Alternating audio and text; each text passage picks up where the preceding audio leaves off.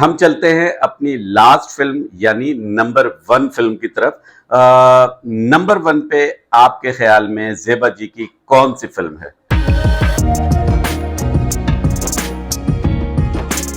अच्छा, ज़ेबा जी के उरूज के दौर में हर अदाकारा जो है हमारी फिल्म की दुनिया भर में ये एक ट्रेंड है कि वो चाहते हैं कि हमें उनका किरदार जो हो जंग हो, खूबसूरत हो, फुल मेकअप हो, ड्रेसेस उनके अच्छे हों।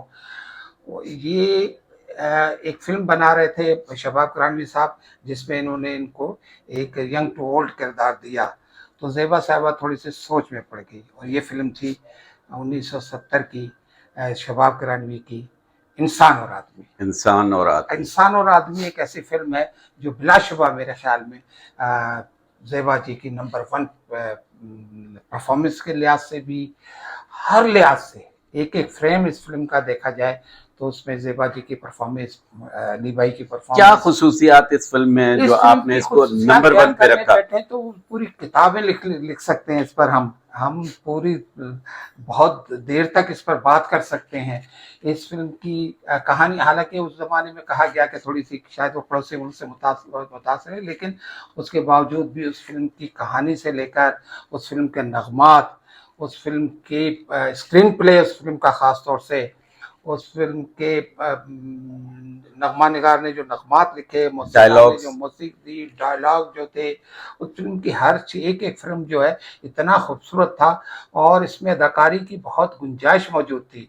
लेकिन ज़ेबा साहिबा ने अपनी परफॉर्मेंस से कोई गुंजाइश नहीं छोड़ी कि कोई किसी तरफ से भी उनकी किसी खामी की तरफ इशारा किया जा सके। एक मुकम्मल तौर से ऐन जवानी के दौर में यंग टू ओल्ड कैरेक्टर करना, एक तवाइफ का किरदार भी इसमें आ जाता है। शुरू में तो वो एक सौतेली माँ के ज़ुल्म सितम का निशाना, फिर असलम वो मोहम्मद अली से मोहब्बत करती हैं, मोहम्मद अली साहब बाहर चले जाते हैं तो उनकी सौतेली माँ अपनी बेटी से मोहम्मद अली की शादी लड़का से करवाना चाहती हैं, तो वो उसमें नाकाम रहती हैं, तो उनकी शादी अपने उबाश से एक वांझे भतीजे से कर देते हैं, असलम परवेज़, जो जुआ में हार जाते हैं।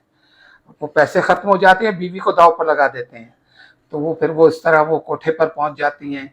फिर उनका एक बेटा भी असलम परवेज से होता है, जो तलत हुसैन साहब, फारूक जलाल के नाम से इस फिल्म में उन्होंने काम किया था। तब हमारे टीवी के अभी हाल ही में उनका इंतकाल हुआ है। बहुत बड़े फनकार थे, अल्लाह पाक उनकी मग़फ़िरत फरमाए। वो उन्होंने उनके बेटे का किरदार अदा किया था। अली साहब ने भी इसमें आखिर तक उसको, फिर वो जब देखा कि ये मैं इसको नहीं संभाल सकती, तो अली साहब ने उनको अलग से उनकी रिहाइश पे दी फिल्म की कहानी के मुताबिक, और फिर उसके बेटे की भी परवरिश की।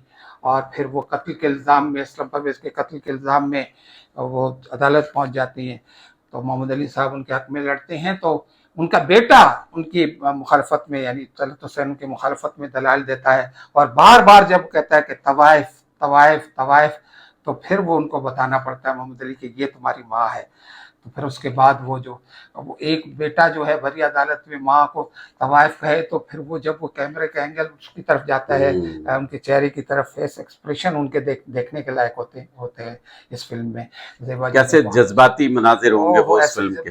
मनाजिर थे कि जो फिल्म भी एशेश कर उठे, और इस फिल्म ने भी सुपर हिट बिजनेस किया था अपने दौर। और ये भी ज़ेबा जी की शाहकार फिल्मों में से एक सबसे है। मेरे नज़र में सबसे शाहकार फिल्म है, जब भी तो मैंने इसे नंबर 1 पर रखा है। लंदन जाके रोजाना मुझे खत लिखा करोगे ना? अगर तुम रोजाना जवाब दिया। जवाब तो जरूर दूंगी। डर लगता है तो सिर्फ माँ से, वो जरा सी बात का बतंगड़ बना देती है। तुम मुझे छुप कर खत लिख दिया कर। अगर आपको बेचारी रसिया की मौत का इतना ही दुख है तो फिर आइए, आज रात उस बेगुनाह और मासूम की मौत पर मिलकर आंसू बहाएं। शायद इसके बाद फिर कभी ये दास्तान दोहराई न जा सके।